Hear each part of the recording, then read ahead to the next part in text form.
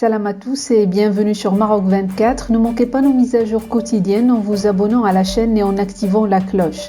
Aujourd'hui, le jeudi 25 mai 2023, on a pour vous une actualité délirante. En Algérie, le football semble être devenu une affaire d'État. En effet, le président du Conseil de la Nation a invité la prétendue équipe de football de la milice du Polisario pour un café et un millefeuille. Rien de tel qu'un peu de sport pour détendre l'atmosphère politique algérienne. Restez avec nous alors que nous plongeons dans ce qui pourrait bien être l'événement le plus absurde de la semaine, le tout basé sur une revue de presse tirée des sites d'information Yebiledi et le 360. Les plus hautes autorités algériennes continuent de célébrer la sélection de football du Polisario. Le président du Conseil de la Nation, officiellement numéro 2 de l'État, a reçu hier les joueurs et le staff technique de l'équipe du Front, rapportent plusieurs médias algériens. Le soi-disant ministre de la Jeunesse et des Sports du Polisario et son représentant à Alger ont également pris part à la réunion. Dans une allocution devant ses invités, Salah Goudjil a souligné que la création de cette équipe a été proclamée en Algérie. Son objectif est de porter la cause sahraoui et la faire connaître, a-t-il ajouté. Et de préciser que l'indépendance du Sahara occidental ne peut être acquise que par une autodétermination qui n'accepte aucun chantage.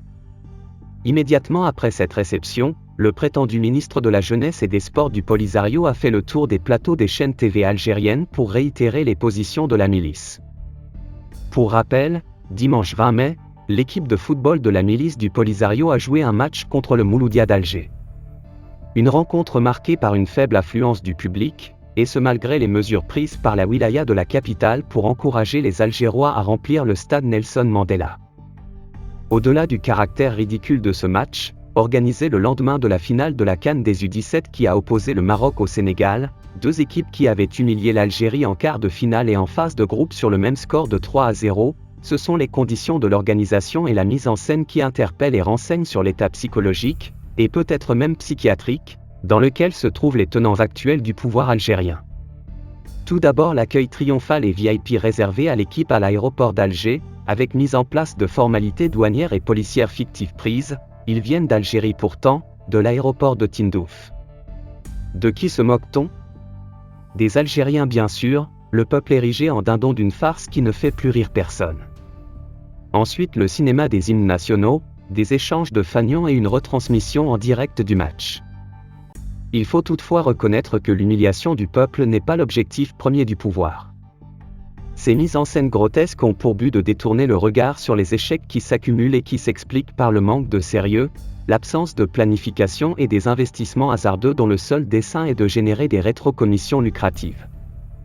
En réalité, cette volonté de mettre en lumière les milices du Polisario ne vise pas la communauté internationale, il a un objectif interne, la propagande et la manipulation de l'histoire, une spécialité du pouvoir. Le front séparatiste du Polisario ne participe pas à la Coupe du Monde des pays qui n'existent pas. Ils avaient l'intention de s'inscrire, avant de s'apercevoir que le MAC allait le faire aussi.